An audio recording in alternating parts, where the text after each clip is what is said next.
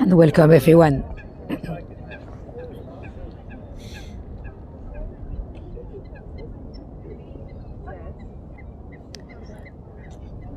Let me know in the chat that you can hear me properly.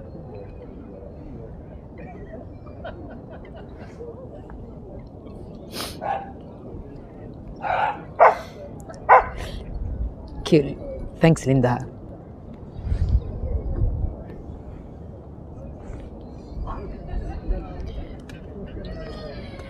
So we are by the Serpentine, waiting for people to jump in.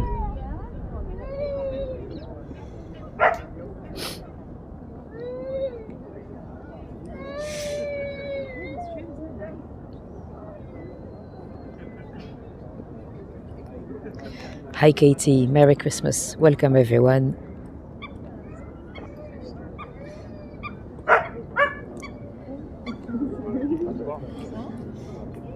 You can hear me, perfect, thank you.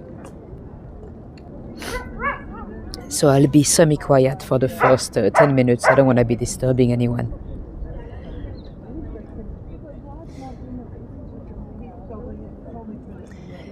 Hi Chris, and welcome everyone. We've got a few minutes before people jump in the lake for the Peter Pan Cup.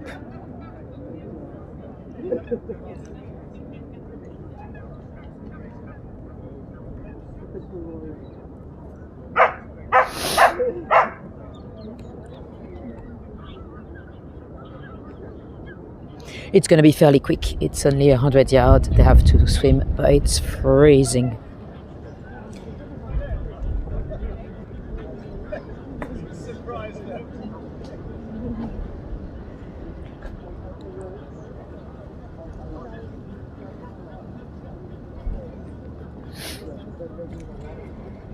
Let me check how long we've got. They should be jumping in 6 minutes. They are? Oh, right. Have you?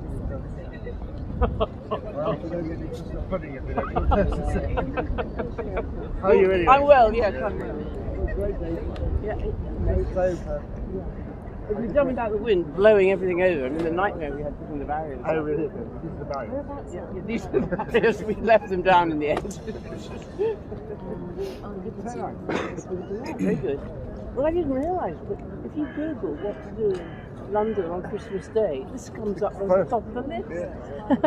Well, this I think the Charles Dickens Museum's open on it. Oh, is that the next one? Morning. Morning, you alright? Yeah, very well, thank you. Yeah, I keep getting into my... I'll put the hood on, that might stop it. Do something. I'll put this coat on, I thought it'd be warm, and it is warm, it is. What are you doing for the rest of the day? Not a lot, cooking, that's it. For how many? My husband, only out my husband. And then on that got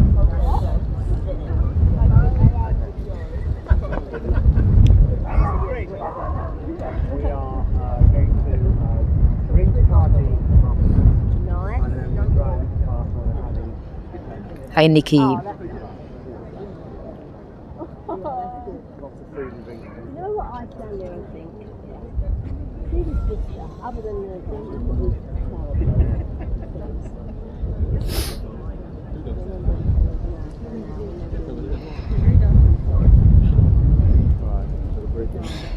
Chris, we're waiting for people to jump into the lake. Really? Really? with What, from these barracks here? Yeah, Okay. yeah, and anywhere. Anyone who came here used to swim. Yeah. That's this thing, isn't it? No. Eh? And they used to say, normality. You know what I find impressive? When you go to that damn lit hill, it's crazy. Yeah. The vision We should be good, Laurie. Because there was a Finger little crossed. that comes over where the fountains are. Yeah. And that was been a tiny stream down the middle. And to imagine that as a lake, it's just incredible, isn't it? Amazing, Work that yeah. all out. Ooh.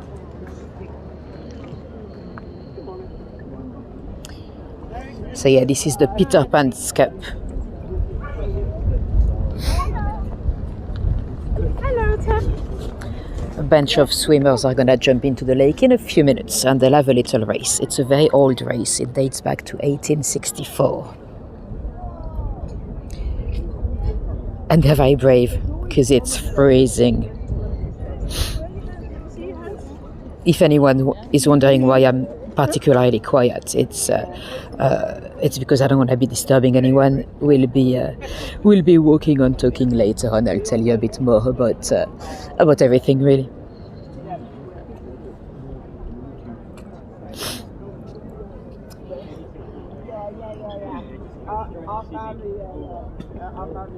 It's quite busy today. I've never actually come here.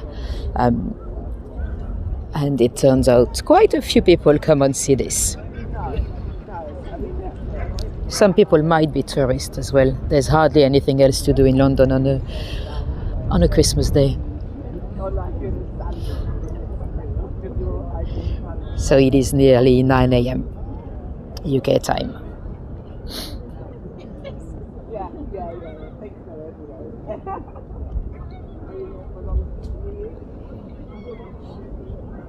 It's busy on the other side of the lake as well, with people going for an early Christmas walk.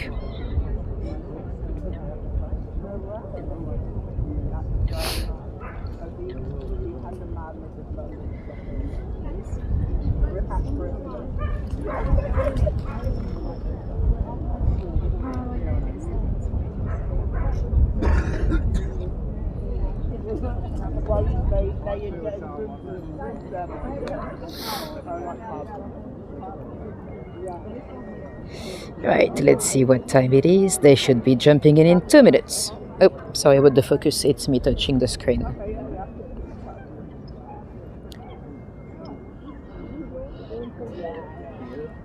So they'll be jumping from down there. And they are getting ready.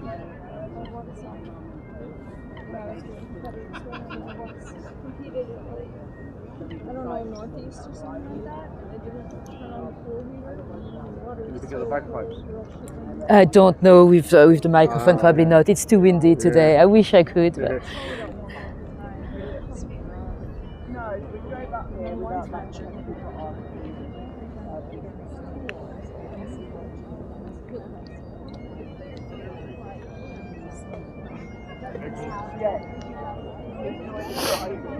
Oh my god. Oh, they look cool. Oh my god. Oh my god. And here they come. They're ready to jump in. I don't know if you can hear the bike, the pipes in the background. Probably not with the wind, but it seems like a crazy idea to go for a swim on Christmas Day, but it's the tradition for over 100 years over. That's cool. So it is what they call the handicap race. So they've all got to wait, they've all got a time to go in. So over the last 8 weeks they've been swimming and they get a handicap of the time. Ah, okay. So then they go on, it gets called out by one of the fellas. Just the one race, yeah. That totally makes sense. 6. So yeah, with a handicap race, you go depending on your ability. So people that might be a little bit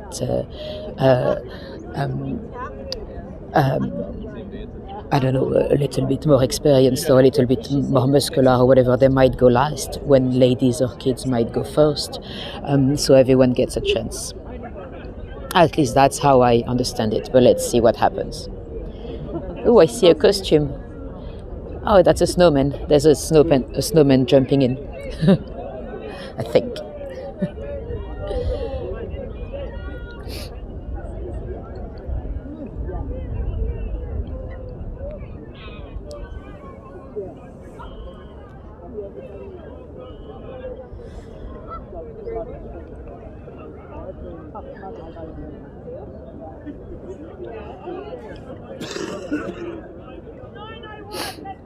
Oh, thanks, Pisas. That's very much appreciated.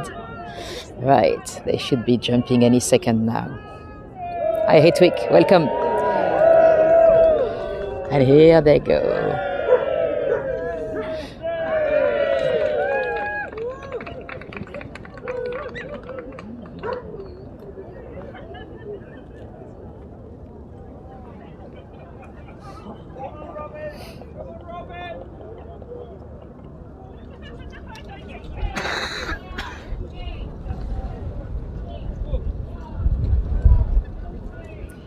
2, 1, go.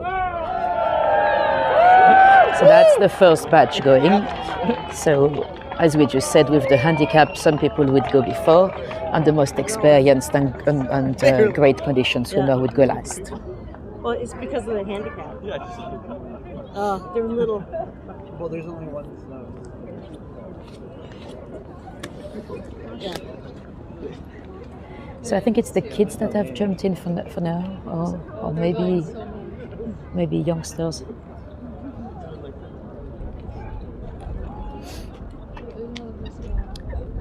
So it's 100 yards, I think, 91 meters. Oh, yeah. Yeah, you're really fighting the wind.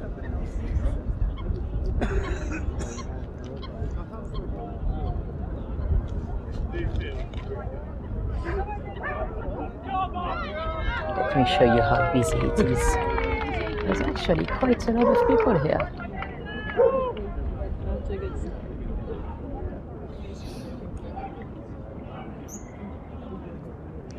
So we'll have a great view on the finish line from here. And as you can probably see, some people are swimming with hats and Christmas hats or decos on their heads. Yeah.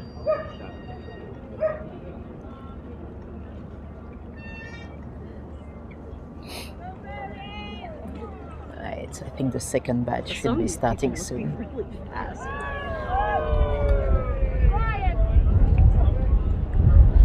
Here's a picture.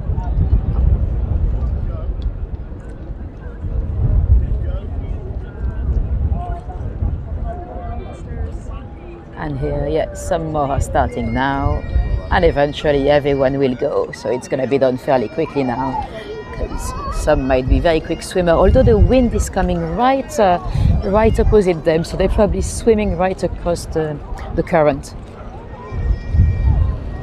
It's a lake, it's not a river, so there's not much current, but the wind is, you might see the mini waves, the wind is probably pushing them back today.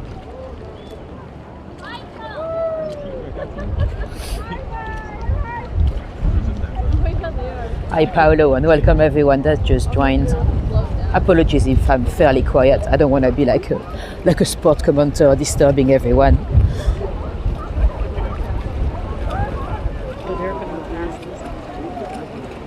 Right, and now everyone is in. Let's see who's gonna get the Peter Pan Cup today. One of the first gentlemen started. He's still second in now, but we seem to have a winner. Oh no, there's another one coming to the back there. He's gonna. Oh wow! Oh yeah, we've got some great swimmers coming through.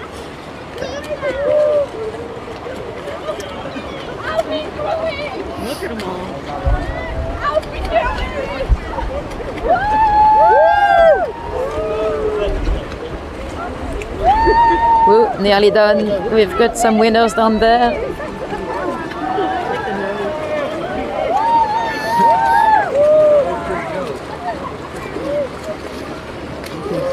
Look at those brave people. Yeah.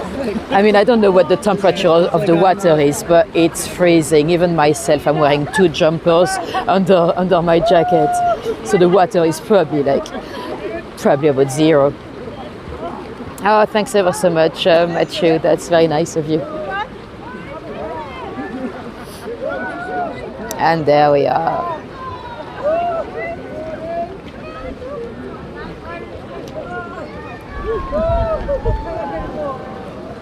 So it used to be James Matthew Barrie, the Peter Pan author, that was presenting the cup for about 30 years.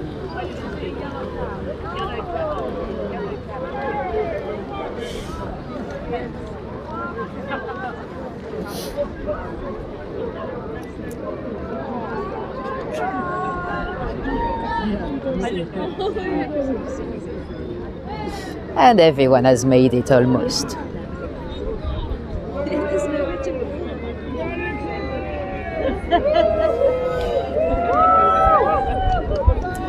Yeah, I think you can walk. It's not very deep. It's probably about 4 or 5 feet on this side at least. And they're all done now. it's really a fun competition. It's not about performances, really. It's about challenging yourself to do it in the cold. Now we're gonna make a move now. There's probably a little trophy thing, but I don't want to be filming people in their swimming suits, you know. So we'll make a move, and you see how busy it is. I had no idea it was that busy.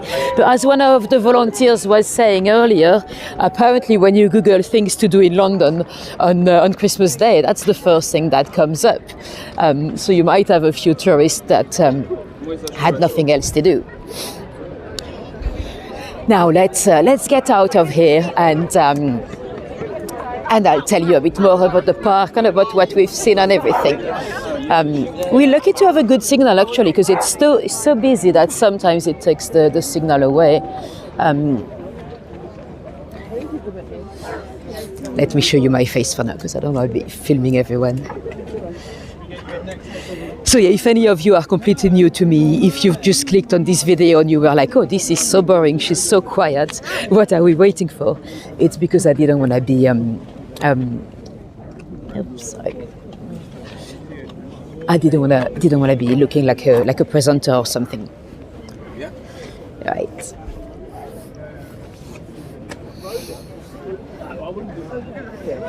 Oh wow! I really did not expect. Really didn't expect that many people to turn up. And welcome, Martin. Welcome, everyone.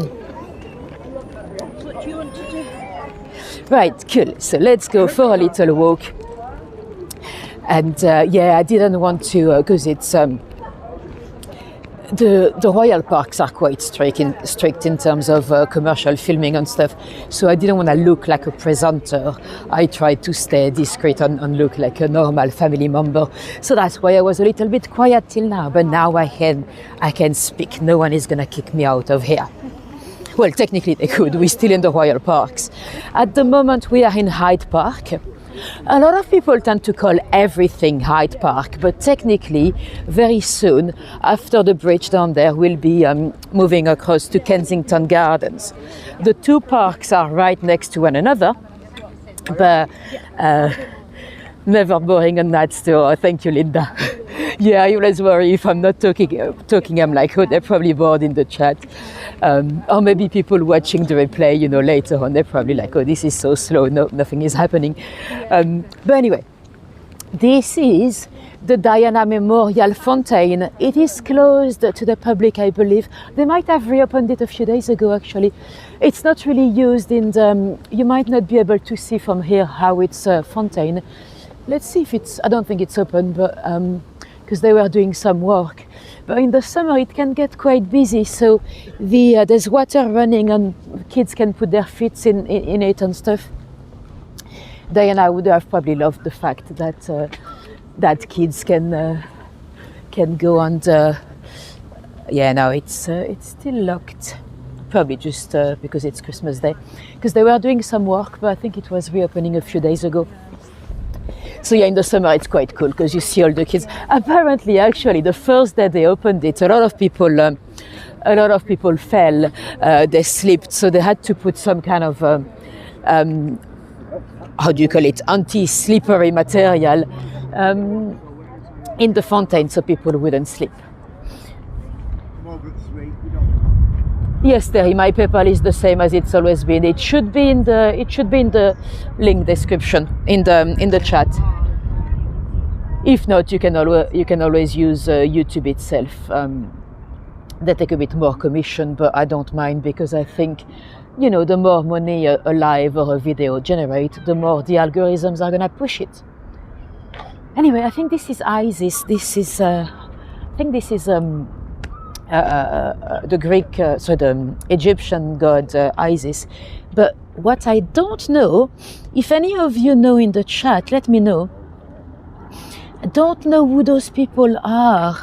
There's a lot of names, a lot of them. Well, it looks like they might be deceased because there are dates, but I don't know who they are. If you know, let me know in the chat.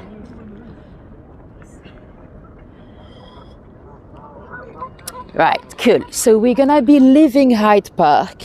Let me flip the camera around so you get another view at the Serpentine before we go down to Kensington Garden. Down there, that's Winter Wonderland. It is closed on Christmas Day, luckily, because otherwise I wouldn't be able to stream. Winter Wonderland gets so busy that you never have any signal. And I know because I used to work there. I used to work as a photographer on the ice rink. Anyway, let me tell you a bit more about what we've seen. The Peter Pan Cup. It's a swimming race that happened. I think it started in 1864. It wasn't called Peter Pan quite yet.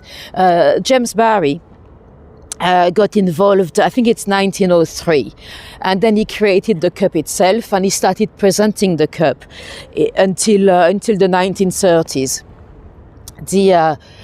Barrie lived very locally. I'll show you where he lived in a moment, and he is very much associated with the area because, of course, his character of Peter Pan.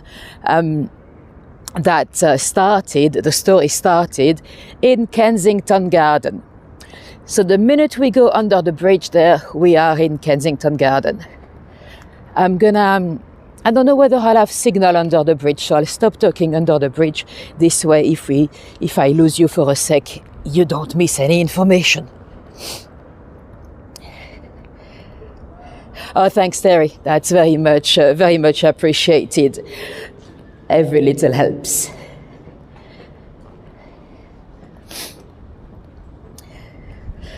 Yeah, earlier through the cup, I had a volunteer stood right next to me, so that's why I didn't want to talk. She probably wouldn't have confronted me, but with microphone, I don't. I look a bit too professional, They don't care. They even say on their website they don't care. It's the royal parks that are a bit annoying, so they would have had.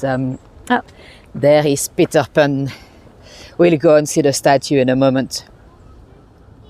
Now, let me tell you a bit more about Peter Pan and James Matthew Barrie.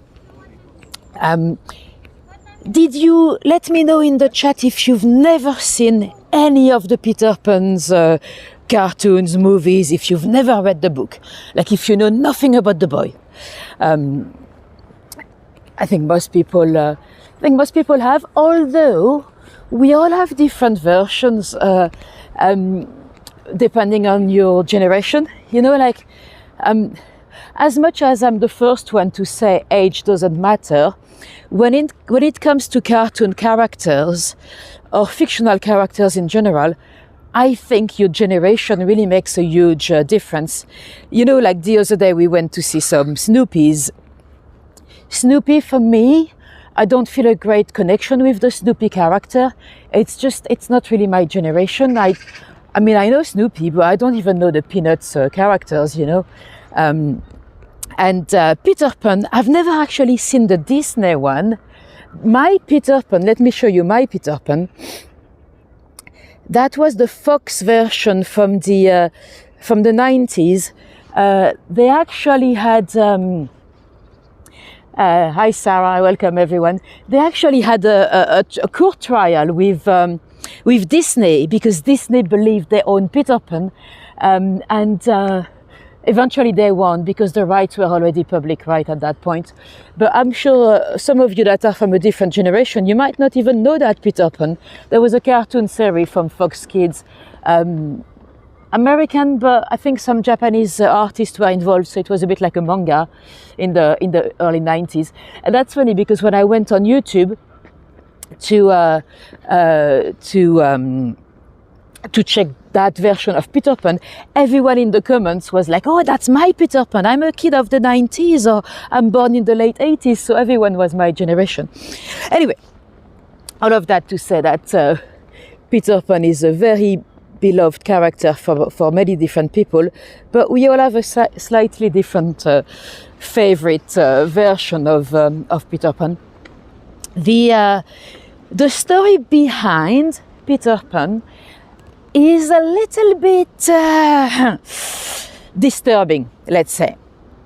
Now, I don't like to speculate about I don't like to speculate about people's private life, people from history. I mean, we don't really know what's happening behind people's door today. Hi, Joy, Merry Christmas.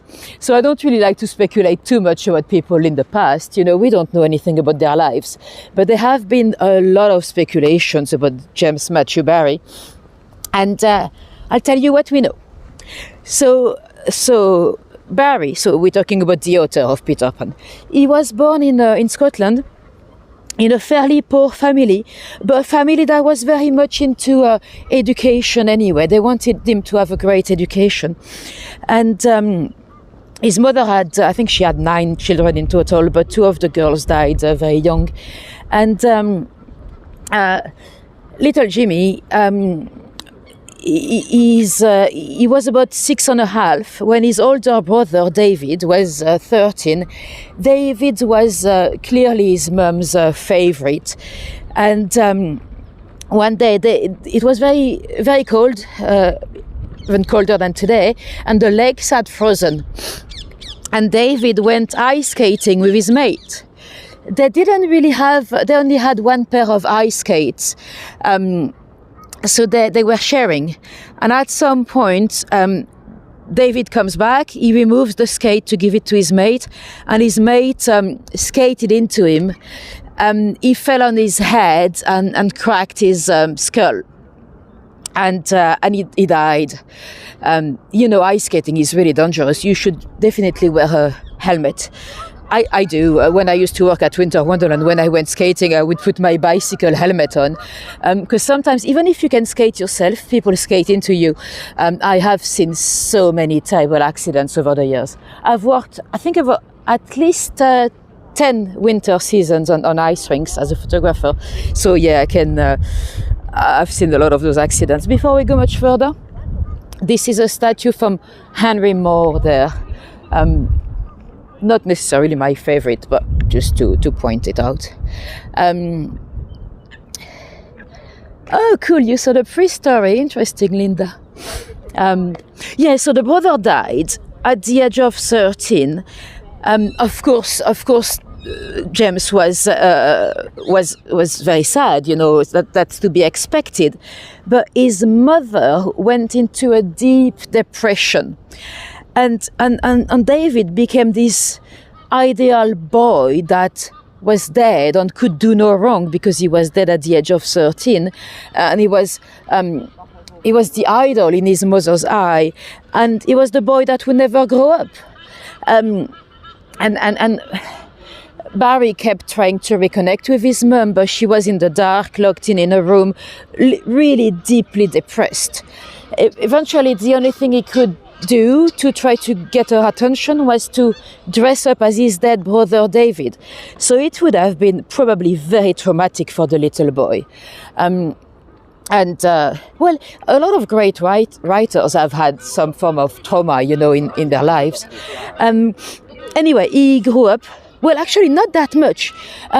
Barrie, as an adult, he was about 5'3", which made him suffer greatly. There's a lot of speculation on why he was so short.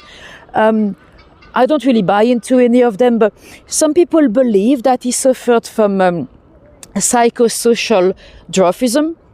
It's basically a condition created by a shock when you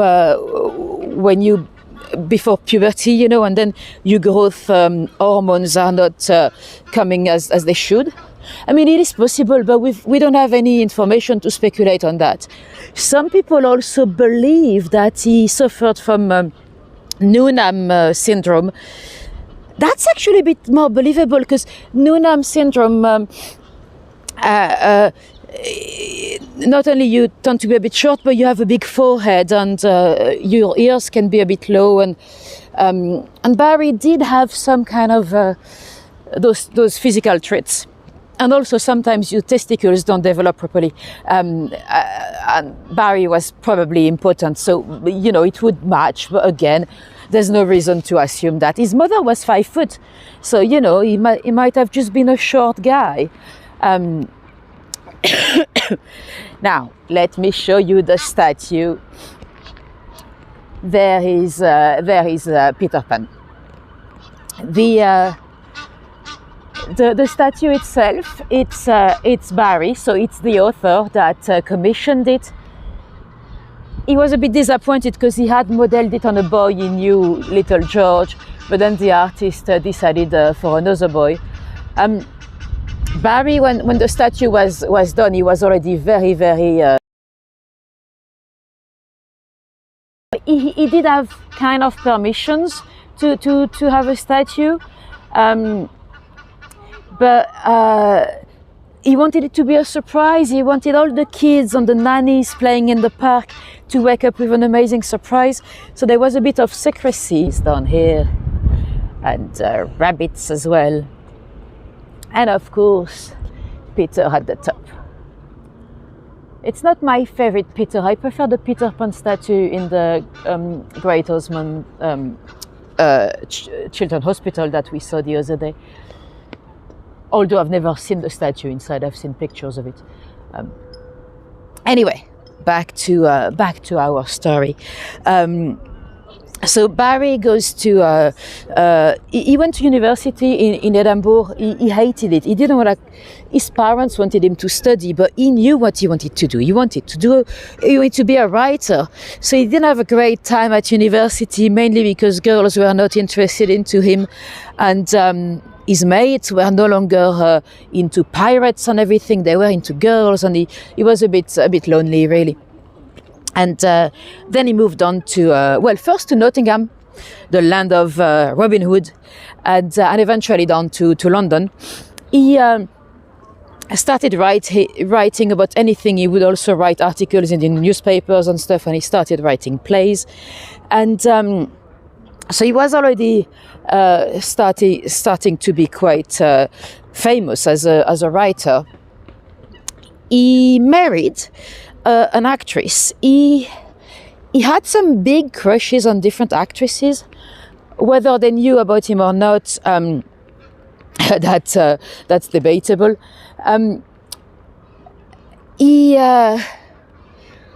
Some people might have accused him of being a PDF file. You know what I mean when I say PDF file. I cannot say the term, but you know what I mean. I don't think he was, but I'll tell you the facts. But I think he was a bit of a stalker, though. So he married that actress. It's fairly obvious that the marriage was never consummated, though. And did he just marry because he wanted to look normal and have a wife? Today, he would probably describe himself as asexual, but we just don't know. We just don't know why. He ended up here in the park one day. He had a big dog. He had a dog called Porthos, Saint Bernard dog. So he was walking his dog around here when he met some boys with their nanny, Mary, that was also called Jenny. It's very confusing. Those Victorians, they always went with very different names. Mary and Jenny. If your name is Mary, why would you go with the nickname Jenny? The boys you had, they were the Llewelyn Davis boys. The oldest one was George. Then you had John, but John was known as Jack. Why? It's not the same name, is it? There are a lot of Johns that were known as Jacks over the years. But anyway, John Jack, Peter, Michael, and later on Nicholas, or Nico, as he was known. So he basically met George first, and he became friends with the boy. Today, that would raise a few eyebrows, but at that point, he's already a famous writer. So people are almost honored that he's playing with their boys, you know. Now, the boy's grandfather was actually a very famous author called George de Maurier. He was, he's not as famous today maybe, but he wrote some stories about I think an hypnotherapist that was controlling people and stuff. So stories that would have been very, very popular at the time. So did Barrie really completely randomly meet the grandkids of de Maurier, an author that he was a great fan of? Or was he a bit of a stalker? Was it just a coincidence? Personally, I'm not sure, but I don't know. Anyway, he became great friend with the kids, and the nanny was there. The nanny was a bit suspicious about the guy, but hey ho. And eventually, what a coincidence! At a party, he met the parents. Oh, have I lost the audio? I'm gonna stop talking so you don't miss anything. Let me know in the chat if the audio has gone. Let me know in the chat. Have we lost the audio, guys? Let me know.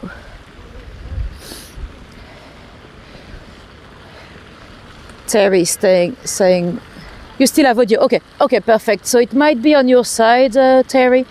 You might be. You have the audio. Okay, perfect. Thanks for letting me know, guys. I'll keep going. Okay, perfect. Thank you, Janie. So yeah, eventually at a party, he met the parents, Sylvia and Arthur, and he was like, "Oh, I'm great friend with your boys. I met them at the park and stuff." Again, is it a coincidence, or was he stalking the parents as well? Who knows? Anyway, let's hold the story there for now. I'm gonna show you the Italian gardens, and we'll come back out and I'll tell you more about Barrie and the boys. Now, this is the beautiful Italian gardens. This was the spot. So the Serpentine Lake is not natural. The Serpentine, it's Queen Caroline, the wife of George III. She had it dug up, but they were using a bit of the we had those lost rivers in London. So the Serpentine was part of the old Westbourne River. It's now underground. It's no longer linked to the Westbourne today because it was a bit polluted in Victorian times, so they stopped the Westbourne going into the lake. But I think here was the spot where the Westbourne met the Tyburn River. Down there we've got the Tyburn tree. That's where they used to do the executions. A bit further down, down that way. So this would have been the spot where they met. Now, see the little. I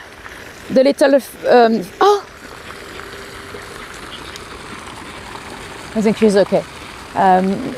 It's exactly where I was pointing. There's the lady that fell down there. Anyway, that's where they had a fight in. If you've seen Bridget Jones, the second one, I think it's called The Age of Reason. You might have seen it years ago, but if you don't remember, Bridget goes to Thailand for work with a colleague that she would rather not work with. It's her ex, Hugh Grant. And eventually in Thailand, she's being arrested because she's in the possession of some drugs. And then her ex, the guy that is a human rights lawyer, so the ex, I think, is played by Colin Firth. Anyway, the ex is not happy because Hugh Grant character has seen her being arrested at the airport. And yes, I am French indeed, Amir. And so yeah, he was not impressed, and he came to challenge Colin Firth's character into a fight. And I might have a screenshot. Let me show you. Here they go. So they're having a fight, and they end up in this little fountain right here. So this is the filming location for Bridget Jones, the second one. Now let me remove the picture and let's go and take a look at the statue down here. Oh, I should be careful. Yeah, I can see why the lady fell. It's a little bit icy actually on the floor. There's a bit of water that got frozen. I hope she's okay. Anyway, this guy here is Edward Jenner. Is probably not as famous as he should be, really. He's probably the guy that saved the most lives in the world. Jenner, he was working in immunology. He's basically the guy that sorted out smallpox. You know, smallpox today, we don't really, I mean, the youngest generations, we probably don't even really know much about it because it's been completely eradicated. It's one of the biggest victories, you know, from man versus nature. We don't have any other viruses that we've got completely rid of, you know. Anyway, Jenner was a doctor, and smallpox had been ravaging populations for centuries, really. It would you'd have those little skin rush with pus inside, and eventually they had noticed that the milk girl, you know, the one milking the cows, they did not get the smallpox. It's the variola virus, it's called. So they had started in first in China and maybe India. They had started to do what they'd called variolation. So they would take a bit of pus from people that were contaminated to try to give immunity to people to the virus. It worked quite well, but it was also a bit dangerous sometimes. And anyway, Jenner noticed that milkmaid, they didn't get the virus. What happened is there was another variation of the variola virus that was the cowpox. That was the one that would affect the cows. And what he did is the cowpox would also affect humans, but not much really. So he infected a little boy with a bit of cowpox, the pus from the cowpox patient, and the boy was immune to the variola virus. So he was, from the cowpox, he was immune to the smallpox. So it's the early attempt of vaccination. Vaccination actually comes from vaca. Vaca in Spanish, it's, or in Latin, it's a cow. So that's how he managed to save millions of people. I mean, smallpox was killing so many. The success, I mean, the people would pray when they had the smallpox. They used to pray. The success rate of the prayers was about 70%. Well, for the adults, we know now it's the survival rate anyway for the adults. But the kids, they would die very. I mean, only 30% of the kids would survive the virus. So yeah, thanks to Jenner, we got early vaccination. They have a little museum to him in the countryside where he lived. They still have the horn, the horn of the first cow, where they got the virus from. So yeah, great doctor. Unfortunately, he's not that well known really. And yes, I'm very lucky with the weather, Sarah. Well, it's freezing, but it's beautiful. And the sun has just risen 2 hours ago, so the light is quite nice. And Amir, you've always wanted to go to France. You should go. Where are you based? If it's not too far or too expensive, you should go. Anyway, let's get back to our story of James Matthew Barrie and the boys. Barrie has met the boys in the park. He comes and plays with them. Now he's friends with the mum and dad as well. Well, the dad, Arthur, the dad, was always a bit suspicious with Barrie. But you know, the family was not financially doing very, very well. Arthur was squirrel. Arthur was a lawyer that wasn't particularly successful. And let's see if the squirrel wants a nut. I think I've got a nut in my pocket. They're not always as friendly here as they are in St. James's Park, but let's see. Hey, mate! Hey, come, for you! For you! Yeah. Yeah. Oh, he's actually eating it. Sometimes they bury them for later. Okay, bye. Anyway, so back to Barrie. So yeah, he becomes friends with the parents. At the time he lived right here. I'll go and show you where he lived. And he then, he bought with his wife that he had still never touched. He bought a place in Surrey, so in the countryside, but not far from London.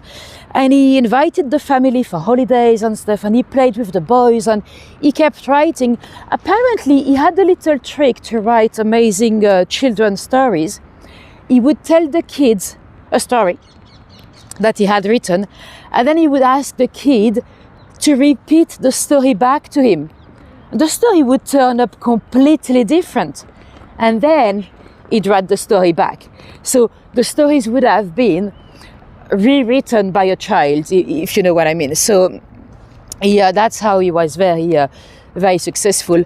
Although he was a kind of a child story writer, the first Peter Pan play, I mean, pretty much everyone in the audience was an adult, and the first one wasn't actually very successful because, you know, Peter Pan is flying, and only because he believes he can. So there's a lot of kids that went home and they started jumping off tables and stuff, believing they can, and they couldn't.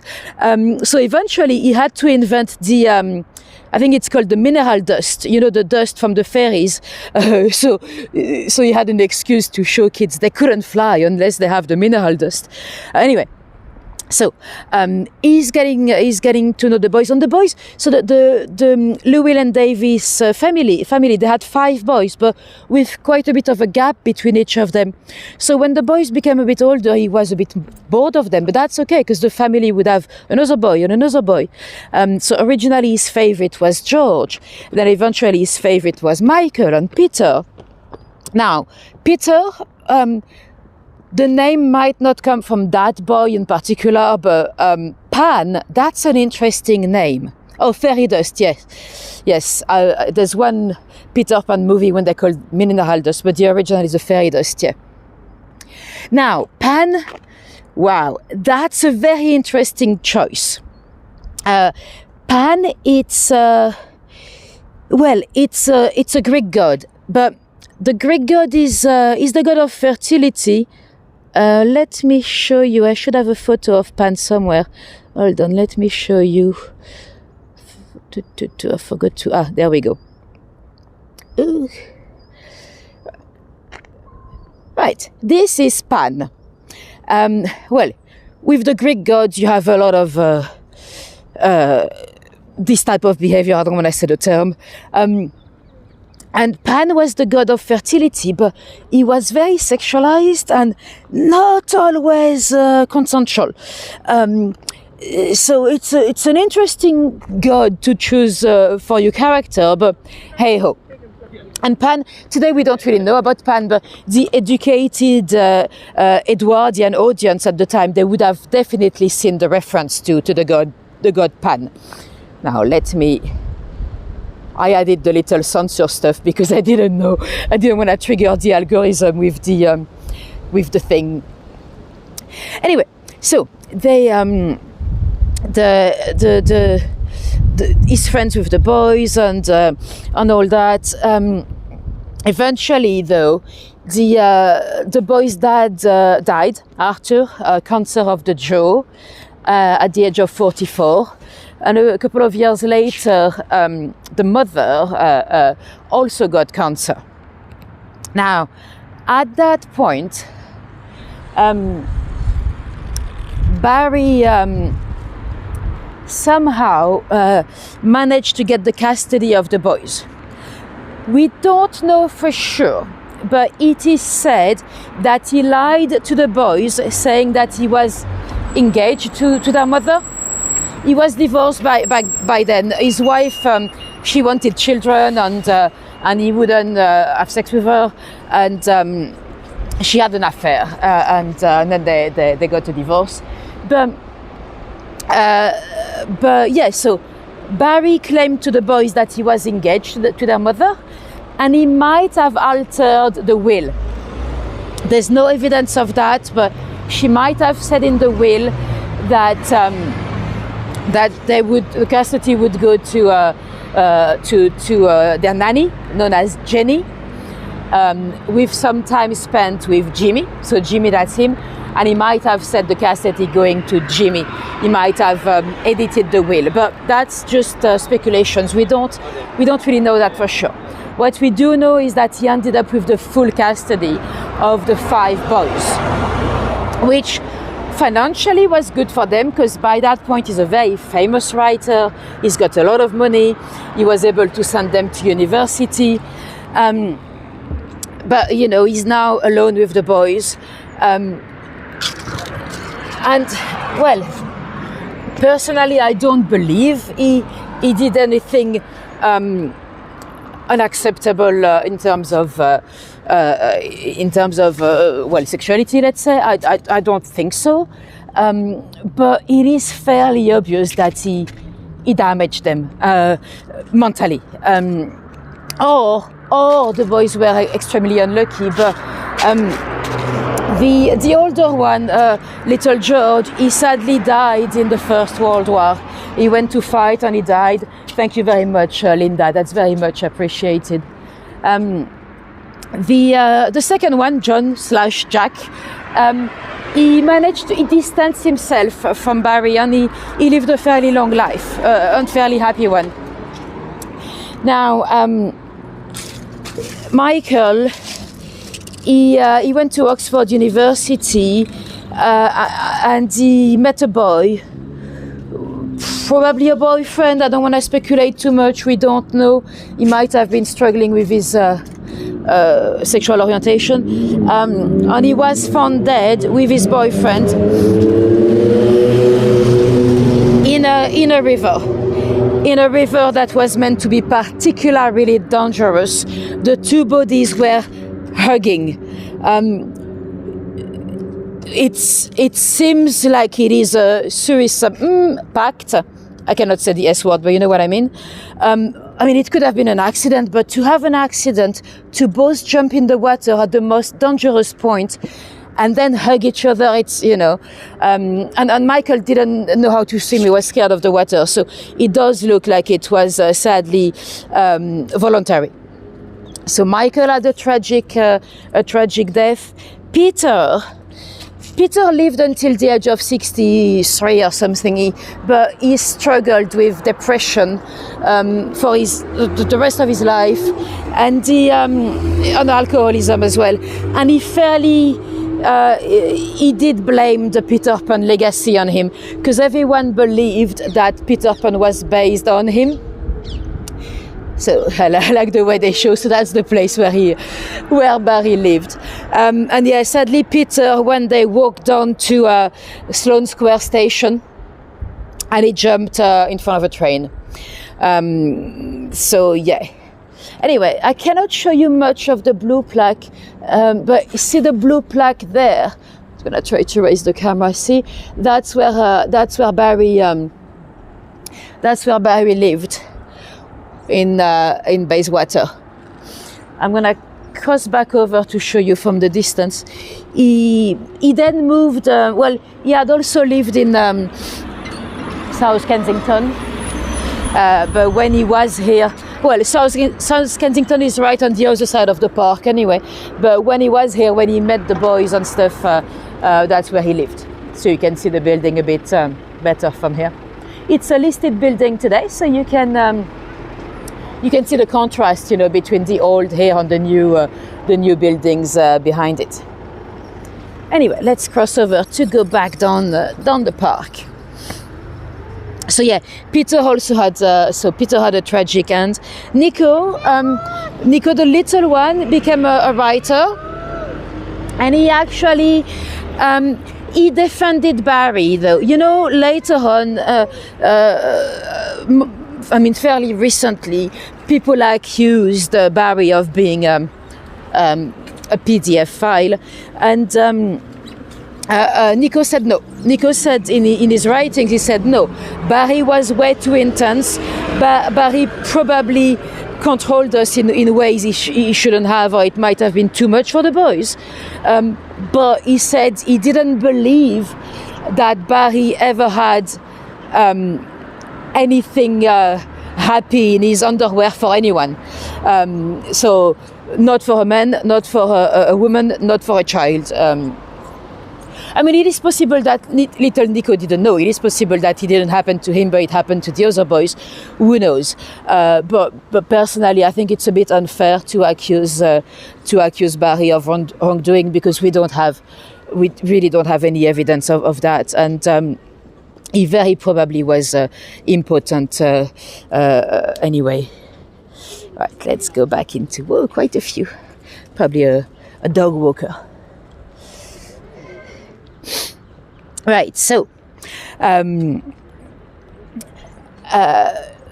whether there was anything sexual in that relationship with the boys, personally, I doubt it. But yeah, they've been damaged.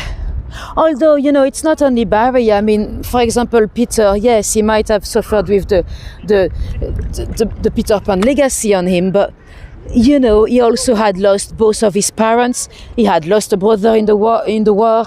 He had lost a brother in the river. There's always quite a few elements that might affect one's mental health. And it is important to say that even the nanny, Mary/Jenny, she did write her memoirs later on. Never did she accuse Barrie of any wrongdoing. She was a bit suspicious about his personality in general, but she did not accuse him of faking the will, and she did not accuse him of any sexual behaviors.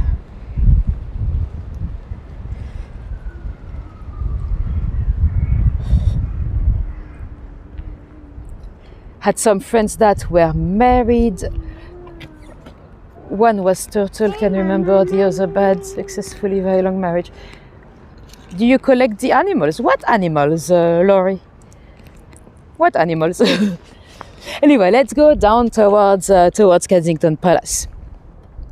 Now, Peter Pan, just to say a last thing about Peter Pan, I have to say I'm guilty. I've never actually read the original, the place. So you had first, actually Peter Pan first appeared in a book called The Little White Bird. The book was, it was about kidnapping and stuff. Anyway, then you had Peter Pan and Wendy, the novel. Wendy, by the way, Wendy became a very popular name for girls. Before that, it wasn't really a name at all. There's a little story. I don't know if it's true, but it's cute. Apparently, Barrie was talking to a little girl, and she was like, she couldn't say friend, so she was like, you my friendy, you my friendy, you my friendy, and that's how he would have had the name Wendy. And I don't know if it's true, because Wendy was maybe not a name, but it was already a nickname for anyone called Gwendolyn. So who knows? But anyway, Peter Pan, the original character, was actually not a very nice guy. He was a bit cruel. Kids are cruel sometimes, they've not... their moral compass, it's not always completely developed, when you see how they could bully one another at school and stuff. But yeah, Peter Pan was a bit cruel. And when the kids decided to, when you go to Neverland and the kids decided to go back and grow up, or sometimes when they would grow up, he would actually kill them. So Peter Pan would kill, and he kills the pirates, and he finds it very funny. He laughs about it. So he's in the original, in the Barrie's version, Peter Pan is not that lovely Disney character. Disney, by the way, Walt Disney, he played Peter Pan himself when he was a child in a school play, not a big production, but he played the character.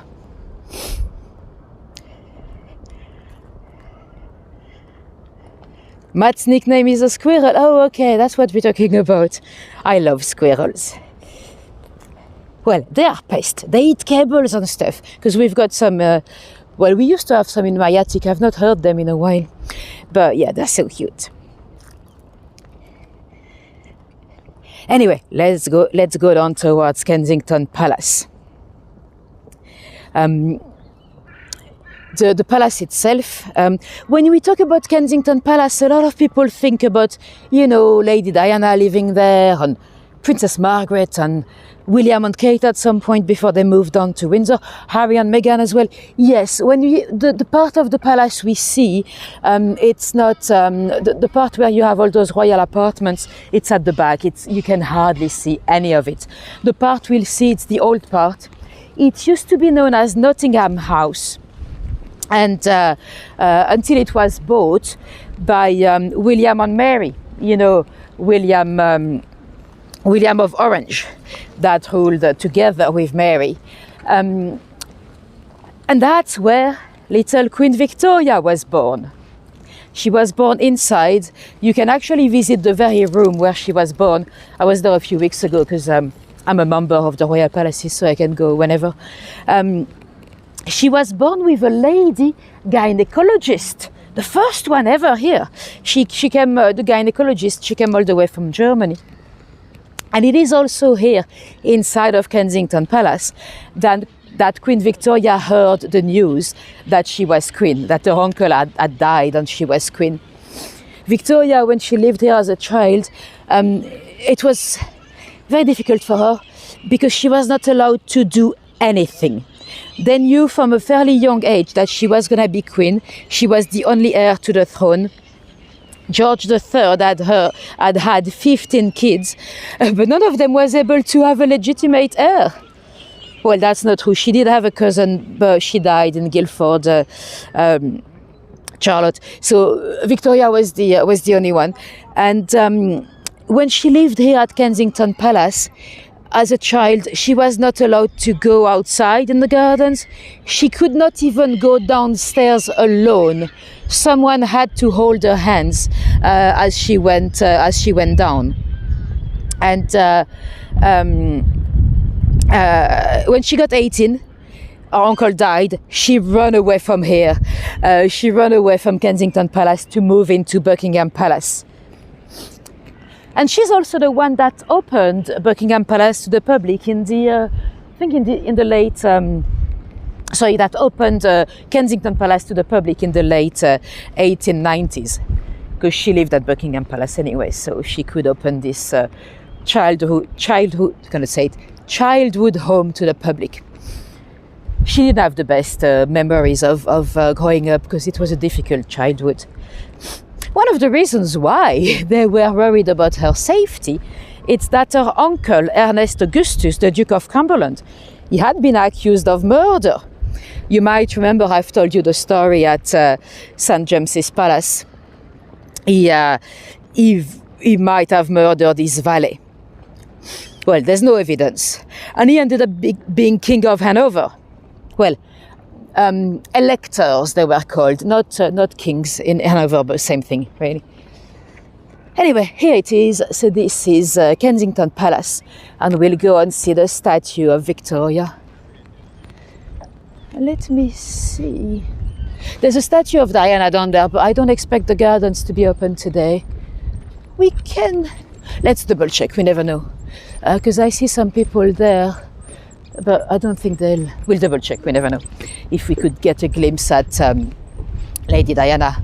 I doubt it, because it's open to the public, you don't need a ticket, but it's part of the gardens, so they wouldn't have it open on Christmas Day. But I see some people there, so we'll just check. And then we'll come back to see Vicky. The Diana statue, it's fairly new, it's been here for about, I want to say 6 years, maybe 5 years. It's not bad, but you cannot get very close to it anyway. Probably because they don't want you to get too close and be like, oh no, it doesn't look like her at all. Merry Christmas 1, 2, 3, 4, 4. And everyone else as well. Yeah, no, it's closed. Okay. Yeah, I see the little gateway there. So no Diana. But good thing we checked. We never know. Now let's go and see Vicky. The statue of Queen Victoria that's here, it was actually made by a very unusual sculptor. It was her daughter, Princess Louise, Duchess of Argyll. Now, Louise was a sculptor, which was not a ladylike job. That was not a job for ladies, you know. Louise was always a troublemaker, according to her mother at least. She was born in 1848. That was the year when Europe was in revolutions everywhere, in Germany, in everywhere in Europe. So she knew that little Louise was gonna be a rebel. She kept writing about how bad Louise was and how much of a rebel she was and stuff. And so eventually Louise decided to become a sculptor. You never had royals at the art schools before. And when she submitted the design for her mother's statue, her mother said, no, or you have to put it down anonymously. And she did. And they actually selected it. No one believed it could be the design from Louise, but it was. So very, quite a flattering one, if you ask me. I'm not sure how realistic it looks, but a nice statue. Let me see you, the palace on the tree. Louise, she very probably, again, we can only speculate, but she very probably had an illegitimate child. It is, I mean, for a lady of her time, it is absolutely unacceptable. That's why it was hidden away anyway from the public. She had an affair with her brother's tutor, a guy called Walter Sterling, when she was a young teenager. And then she kind of disappeared from court. And then the guy that was helping Vicky give birth, a guy called Charles Lacock, or Locock, sorry. It sounds a bit dirty, Locock. He adopted a little boy. And he was given a pension and an apartment inside. Hi Angel, and welcome everyone. He was given an apartment inside of Kensington Palace. Interesting. And Louise lived here in Kensington Palace as well, so maybe it was for her to be able to see her little boy Henry. We don't know for sure, but what we do know is that Locock, he never denied it. When usually when you have a big royal gossip like that, you'd think they'll deny it. He didn't. And he never admitted it either, of course. And a lot of the historians that tried to work on the case, they realized that all the files had been locked at Windsor and stuff. They couldn't access it. So I think it might be true. And that would explain why Louise had quite a sad life, really. She did end up marrying the Duke of Argyll, a British subject. That was very unusual. You know, all the other kids of Queen V, they were princes or princesses. They were marrying into royalty in Europe. They would marry the German prince or the, Norwegian prince or whatever. Louise married a British noble. He was a duke, but still, that was already quite unusual. And the thing is, he might have been gay. Together they moved to Canada, but it is speculated that he might have been gay. Well, I think she might have been gay as well, or at least bisexual. There's no evidence of that, but don't listen to me anyway. I always think everyone is gay until proven otherwise. But yes, some historians have speculated that Louise might have been bisexual. She was very much, she was a feminist. Her mother was not. Victoria was definitely not a feminist. And Louise was also working with the suffragettes, or the suffragists at the time, because the suffragettes, they were the suffragists, they were mainly in Victorian times. They were fighting quietly for the ladies' right to vote. And the suffragettes, they were the ladies that started to use violence. You know, when diplomacy was not working, they started to use arson and all that. But yeah, she might. What is the best home in the UK called for? He's asking. Home? You mean like a royal home? If you mean like a palace, my favorite that we can visit, I think it's Windsor. It has to be Windsor because there's a lot to see at Windsor. You can see where the Queen is buried. You can see the great hall. You know, you have the Knight of the Garter flags and stuff. You can see Queen Mary's dollhouse. So I would say Windsor. Hampton Court is quite nice as well. But yeah. Go Louise, yes, exactly, Laurie.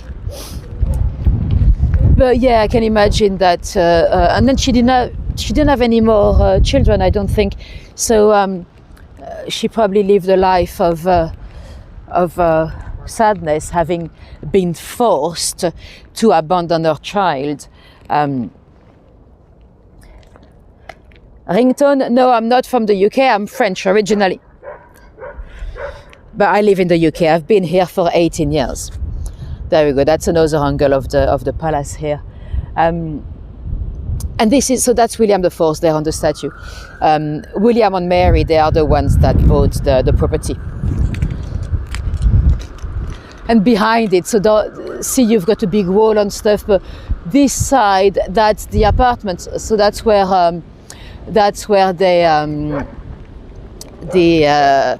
all the royals today. Well, today we don't have as many as we had a few years ago, but that's where you have all the apartments for the other royals. So that's where Lady Diana lived, and William and Kate at some point, Harry and Meghan, Princess Margaret, and so on.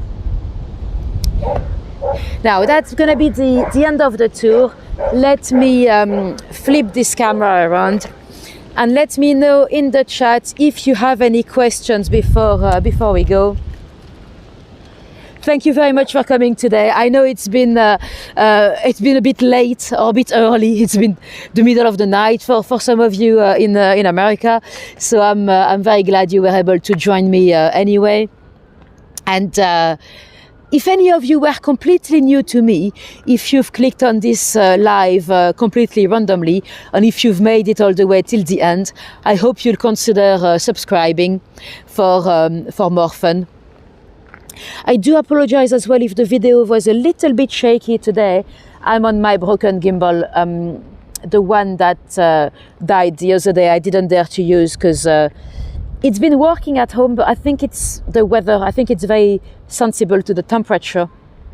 So I'm on a broken one for now. I've ordered a new one yesterday, an old one, a second-hand one that is not very new because it's Class C. They've got ABC, but it is warranted for 5 years.